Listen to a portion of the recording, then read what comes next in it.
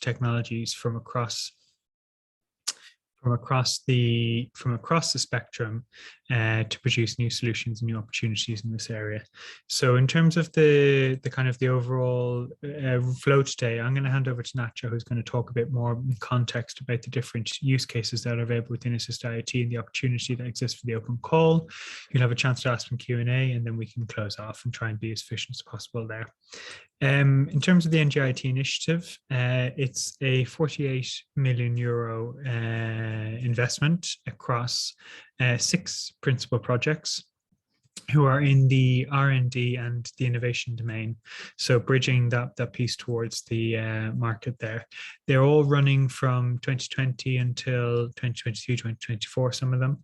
And they all look at different areas, which I'll go into now. So if you can see, we are spanning, in terms of the NGIoT, we're spanning a new area from the human IoT interface all the way up to cloud. And you can see the different elements within it and different types of technologies that we're talking about, but also the development of these technologies, the architectures that are going to be required for them to interact and for them to be produce solutions, and also the integration of these technologies are going to be focused in on specific pilots that are being run in the context of smart cities and mobility, smart ports, autonomous vehicles, smart connected homes, distance medicine, telemedicine, and also personalized healthcare, manufacturing, and finally in agricultural contexts. So we're here today to talk about some open calls across the whole project, or across the whole initiative.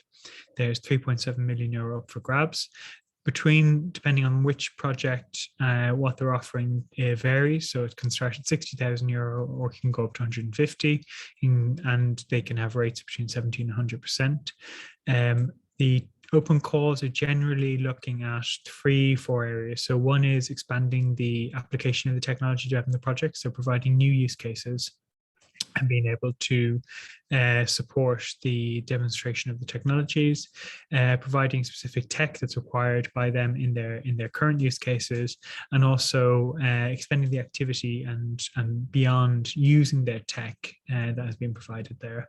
There's 4 kind of dates you want to have in mind. So the next coming up, in the purpose of having this call today, is to do with ASSIST-IoT, who are closing their calls at the end of this month. So be quick about this. Today's a great opportunity, and be quick for getting it in.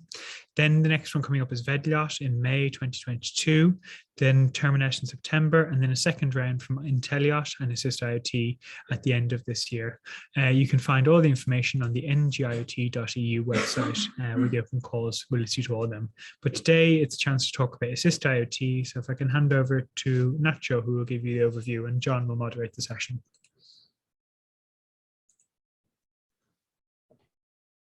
Okay, shall I proceed? Yes, please. Yes, please. Okay, good. So I will try to share my screen. First of all, I would like to apologize to you all, because here in the computer in the lab, I don't have a camera, so you won't be seeing my face. That's me shared in the screen. So thank you for being here. Thank you for coming to hear a bit about the opportunity of funding that we are currently managing at ASSIST-IoT.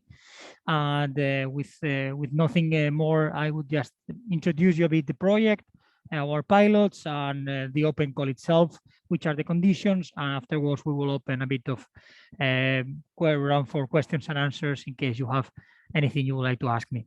So starting by the first, ASSIST-IoT, thank you for your kind introduction, Brendan, is one of the projects in the cluster of ICT 56 projects funded in this call of the H2020 program, with a total length of 36 months. We are currently in the month 16 of execution, so about half of it. And we are pursuing the creation, well, the devising, creating, developing, and validating what we have called a blueprint architecture for next generation IoT. Behind these buzzwords terms, what lies is an actual proposition of a conglomerate of technologies glued together for providing a framework to be installed in devices and computing equipment to allow the deployment of services covering the needs that the next generation of IoT is kind of demanding, meaning SDN, DLT, AI, mixed reality, augmented reality, 5G connectivity, those kind of technologies that are coming to have their role in all the, the scope of IoT are bringing together under an architecture that we are developing. So this architecture is characterized to be multi-plane oriented, modular, scalable, decentralized, human-centric, etc. I kindly invite you all to go around our website, on which we have uploaded several technical documentation we have already done, and you will be able to get a grasp of our delivery of technology and to realize that our goal is to transfer intelligence closer to the edge in next generation IoT deployment. So as it has been presented by Brendan, we have opened the opportunity for getting funding our open call that ends on this February 2022. So the first question you might ask yourselves is, what do I need to do for, say, leveraging this opportunity? What does my contribution need to do? Because if you are here, it's because you are probably SMEs or RTOs or universities trying to understand what's expected from your side for participation in ASSIST-IoT Open Call. And the answer is very simple, but at the same time complicated. You must comply with these 2 bullet points. You must somehow comply with our technical criteria, that it's validating the architecture we are proposing. Validating meaning to using or leveraging some of the technological enablers that we are delivering and generating, related to AI, DLT, federated learning, open API, semantics, gateways. It's kind of a broad offering what we have. You should check it and understand how you can use, leverage, take advantage of these technologies with your project. Second criteria is to provide added value to one of our 4 pilots. Our technology will be later in the project validated, as it's usual in H2020 projects, in 4 pilots. So we have set as a condition for getting the funding to participate and to provide the value to one of our pilots. What does this providing value means, or how can I know that I am providing some value? So we have laid a bit the ground for you, and our stakeholders in the pilots have done the exercise to define some potential activities that might qualify as bringing added value to those pilots. Some of them are very specific, as you will see, and some of them are wider in scope, so that you can feel comfortable either tackling very narrow concepts or being more wide in your validation. Good. So before explaining you the bureaucratic details and the actual operations you must do, I would like to make a bit of analysis of what are these 4 pilots that we must provide added value to. So the project will be validated first in a pilot that we call port automation, and it's contextualized in the terminal of the Port of Malta, the containers terminal in particular. Port of Malta is a partner of the project that aims at leveraging technologies like 5G, multi-link connectivity, and mixed reality for performing innovative use cases in their yard. These innovative use cases range from the remote driving of RTG cranes to the automatic communication between cranes for aligning the stacks of containers, and those kind of applications, and continuous communication, being with, say, providing resiliency and reliability to the communications in case one of the communication link fails. These are the global objectives of the use case. So within these specifications, the stakeholders of this use case establish that some potential activities or ideas of projects that could fit their use case would be these 6 annotated there. A low-cost, accurate GPS development device or methodology, data semantic translator between messages from cranes to the TOS Navy's N4, generating annotation tools for training machine learning models to identify objects in a maritime terminal, stack collision prevention using LiDAR, or a calculator of the optimal path of a crane within a yard in a container terminal with LiDAR power cranes, or detection of people from video cameras images. These are the challenges that were defined by the stakeholders in the pilot, but as well as it will apply to the other pilots, we have opened 2 global challenges that are, let's say, wider in scope. In case that you are SMEs or entities interested in presenting an open call for ASSIST-IoT that work in the field of maritime terminals but do not do specifically those narrow things, you could select the global challenges of bringing just new IoT devices to provide value and data for the platform, or a more global or wider proposal. Let's say that you have a product that works with several maritime data, and you would like to provide some added value using your product and taking advantage of our funding for making a project to, say, contribute to our cause in ASSIST-IoT. That would be the case. I will not be explaining these 2 additional challenges because are the same for all pilots, but just keep in mind that this is always available for you, meaning you don't need to comply specifically with these narrowed challenges. Great. And more information about this, it's in the guide for applicants we prepared, which we strongly encourage you to take a look at, both in pilots and the specific challenges and how to tackle them.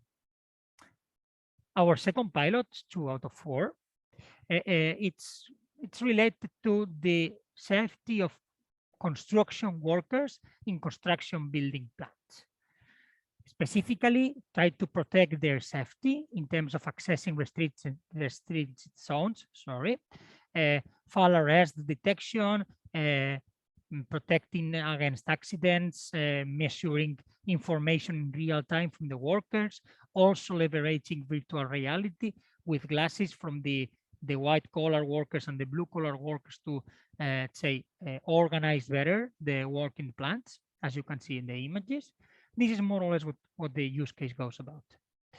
In this case, the 4 challenges suggested by our stakeholders were the mixed reality support for the OSH training to role-based access area with BIM tools, meaning integrating both both sources of information, vision-based hazard monitoring to recognize faults and human events, in case you have developed something similar or do have experience on predicting faults.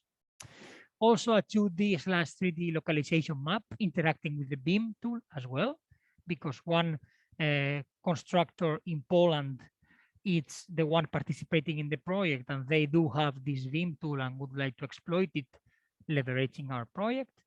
And also an AI-powered personal cooling system that could react to specific parameters of the worker being measured and monitored, meaning the heat going up or the bit rates increasing, etc. Again, as I have explained before, just bringing new devices providing information or aligning your products with the whole spirit of the use case might be qualified as a potential candidate for getting the fund.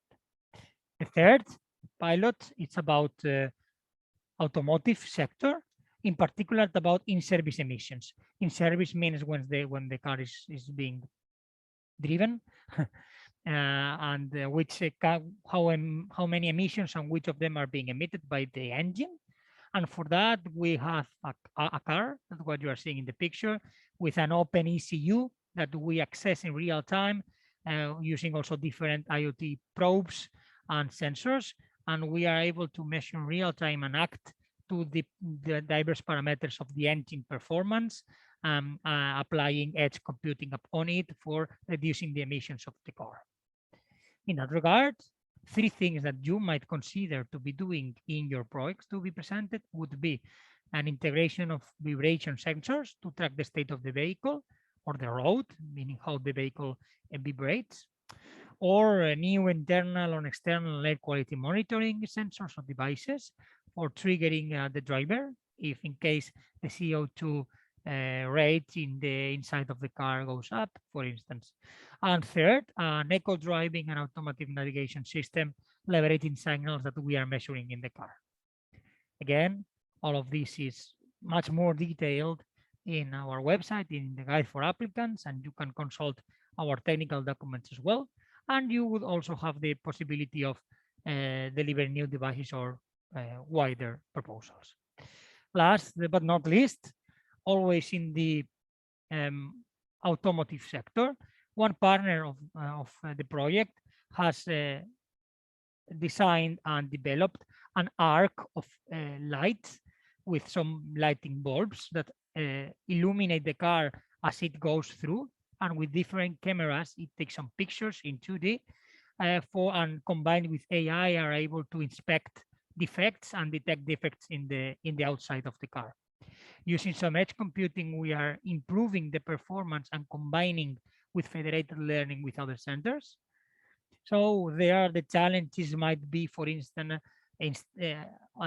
added to the 2D images that the cameras take, add 3D image registration, meaning inclusion of depth sensors, for instance, or the removal of noise and shadows on those images using artificial intelligence classification. If you work on that sector, maybe you might be interested on helping us out there.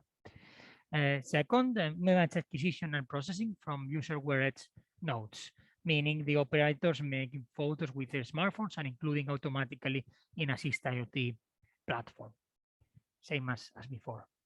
Then, after we have explained what you need to do and contextualize under which pilots or which our pilots, these are the details for the open calls. Let me first remark that the round of open calls that closes at the end of this month, meaning 20th February, is just the first out of two. At the end of this year, or towards this last quarter of this year, we will open a new second round that will have a bit more funding even than this first one. A total of 900,000 euros will be distributed, 4,200 this time in 7 different proposals, and 480,000 at the end of this year with 8 proposals that will be funded, a total of 15. Each open call can ask for a maximum of 60,000 euros and can propose a project with a maximum duration of 9 months. So you should think of your contribution in the terms of validating our solution, providing added value to ASSIST-IoT, and fitting within 60,000 euros and executing in 9 months. And of course, being aligned with what you do and what you want to do. As a bureaucratic detail, if you are approved and you get funding, you would enter the consortium as a third party of the coordinator, which is UPB, the organization I represent. This would mean you would have access to the premises of the pilots, the data of those pilots. You would perform processing of those data, would be integrated with our system, and would participate also in our meetings, and you will have any information needed for carrying out your job. Then what do you need to do actually to be applying for this funding? Well, you must first think of an idea, prepare your idea, of course, check it if it fits, and if everything is correct, you should prepare a proposal of maximum of 15 pages, explaining your idea, how it contributes to our project, the potential impact of this idea in your business and in general, how you would implement this project in 6 months, which would be the team that would compose the team performing the activities, other aspects, and finally the budget. Proposal for writing this the application, it's available in the template on our website. After completing or preparing your proposal, you should do 2 things. First, you should go and register using the provided form on our website. The link is here and in the guide for applicants and also on our website. You should fulfill the requested fields, indicating which is the target pilot you are targeting, which is your project about, the title, etc.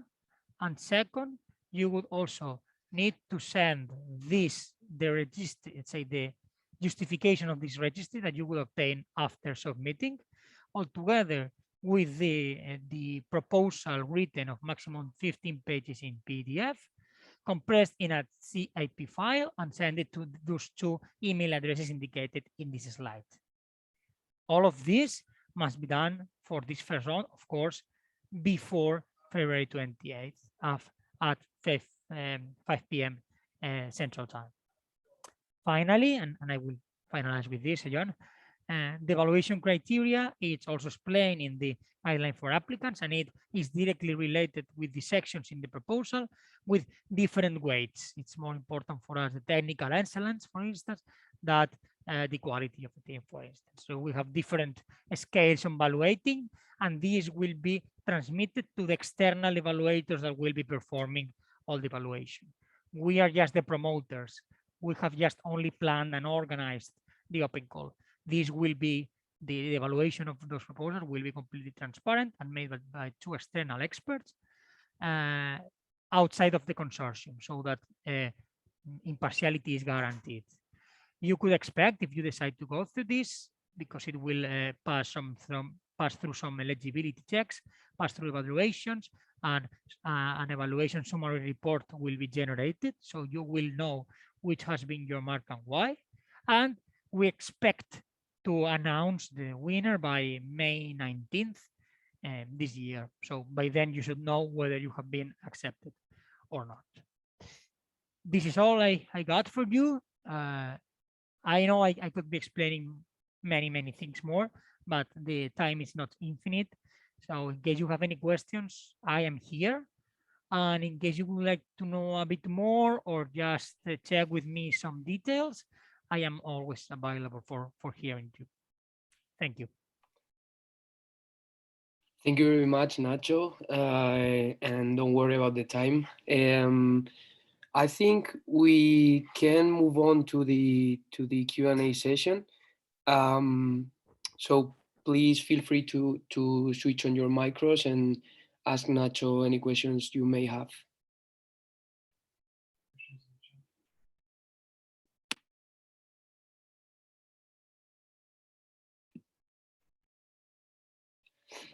Okay, I'm reading. There are some questions in the chat. So Nacho, I will read them for you, okay? Okay, great. The first one comes from Mark Elian and is, what is your definition of an SME? Are companies from Switzerland eligible? Okay, two good questions. Our definition of an SME, the same exact definition that the European Commission in H2020 has. That's the answer. We are not setting specific conditions of invoice per year or benefits or whatever. Just if you are qualified as an SME to the eyes of the European Commission, you are as well for us. And the same answer applies for the second comment about are companies from Switzerland eligible? Meaning, if you have participated before in H2020 project as Swiss partners, you will be able to participate as well in our open call. Okay, thank you very much, Nacho. The second question comes from Eloy. 6 months or 9? Actually, 9 months. 9 months, right? It's the maximum duration we are setting. You are free to select 6 months if it fits you better with your business plan or whatever. We only fix the maximum, say, amount of money, 60,000, and the maximum amount of months, 9. Thank you, Nacho. The third question from Sakri. Are other than ML AI approaches, including multi-agent negotiation method? Actually, this is a bit of a technical question because, to be honest, what we do in ASSIST-IoT in terms of AI, it's is a bit, how to say this, heterogeneous. In different pilots, we apply different AI methods for solving specific problems.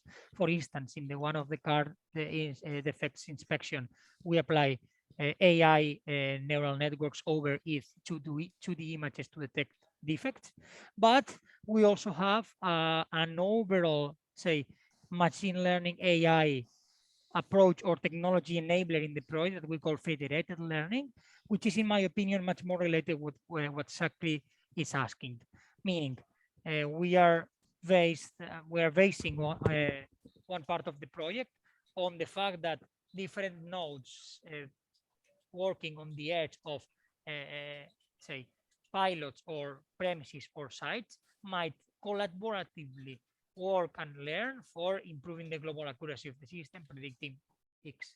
So other than MLI approaches, including multi-agents, I don't really understand the question, but if it goes like you have some ML AI approaches that might fit our technology, as long as they interact well, they would be eligible.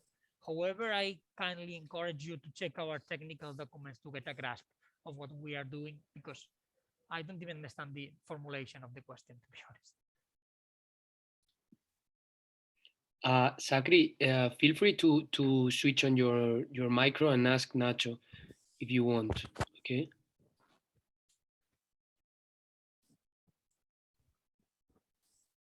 Yeah, I'm here. Do you hear me now? Yeah, I do. Yeah, Excellent, perfect. excellent. Yeah, question was about the different forms of AI, because I know that, of course, machine learning and neural networks are the most common, but we are here in Finland and we are bringing and rolling out to the market AI, which is based on multi-agents, which is the real-time negotiation system. So basically, all the elements, for example, in a port of Malta, will form a platform where all the elements and the actors and stakeholders are like agents, and they are negotiating in between what is the most optimized way to do this task or proceed. Completely get it, and this could perfectly fit. Yeah, of course, we don't force a specific AI or ML approach or technology. If you think that could fit and that could provide added value to the use cases, of course. Excellent. Thank you very much. You are welcome. Thank you, Nacho. Thank you, Sakri. There are two more questions coming from Antonis. Nacho, the first one is: can we contact the pilot owners to clarify user requirements? Then I can read you the second one. Well, we are actually not allowing that. The contact point, it's me, it's myself. So you have any specific question on that, I would be more than glad to help you. And actually, we are not allowed to let you understand some user requirements for our stakeholders, because it's not the goal for you to be solving the use cases of the pilot of the project. You should provide added value, not solve the pilot itself.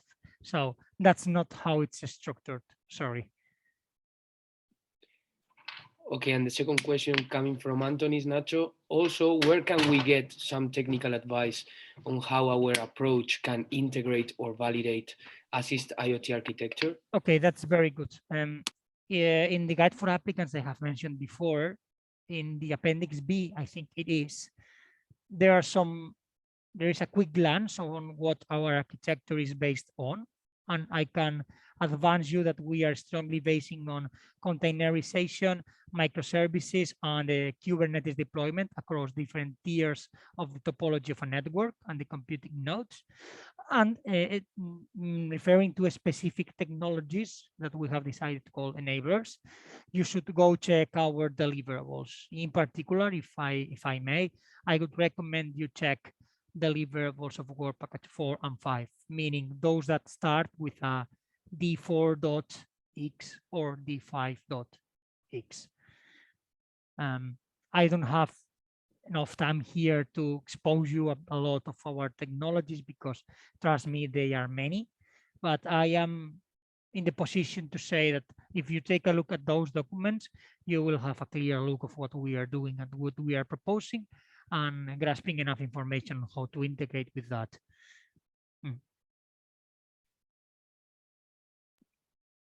Okay, thank you, Nacho. Thank you, Antonis. Are there any other questions for Nacho?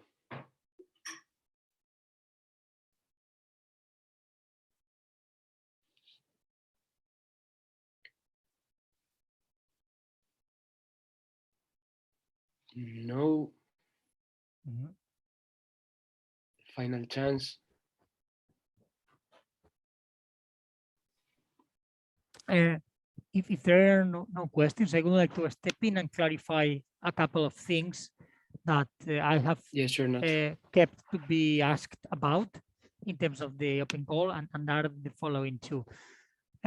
You only can apply once for one challenge, meaning you cannot present two proposals, one for the maritime pilot and one for the automotive.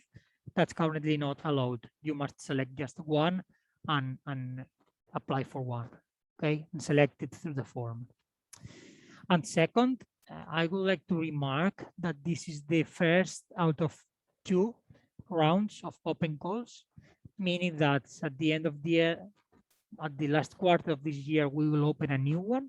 So you could think of the following: you could prepare a proposal for this time, although we are a bit running out of time, and you might, I don't know, not see it super clearly. You could think of the following: you could prepare something for now, and if it unfortunately doesn't get funded, you would take advantage of that very text for the second open call round. We are not planning to change the basis. We are not planning to change how it will work. So you would just use the same text, or even better, read the summary report that you will receive, assuming you will not be funded, that you may be. But in case you are not, you might learn the lessons out of the evaluation reports, apply those changes, and just tackle the same project for October 2022 this year. So you would be preparing one proposal for 2 shots, I could say. So let's keep that in mind. Okay, Nacho, very relevant information. So the last opportunity, any questions for Nacho?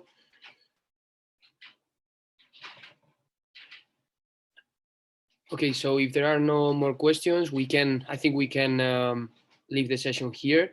So thank you for your time, and don't hesitate to contact me for any questions you may have related to the open call, and I can also introduce you to Nacho if necessary, or to send your questions to him, or whatever it is necessary. Okay. Right. So thank you very much, and especially thank you very much to you, Nacho, for your time. Okay. Okay. Thank you very much, you, John, for bringing us to this opportunity, and also for bring me in today so that I could explain this good opportunity to you. You're welcome, Nacho. Okay, so thank you all. Thank you. Bye-bye. Bye-bye. Bye-bye.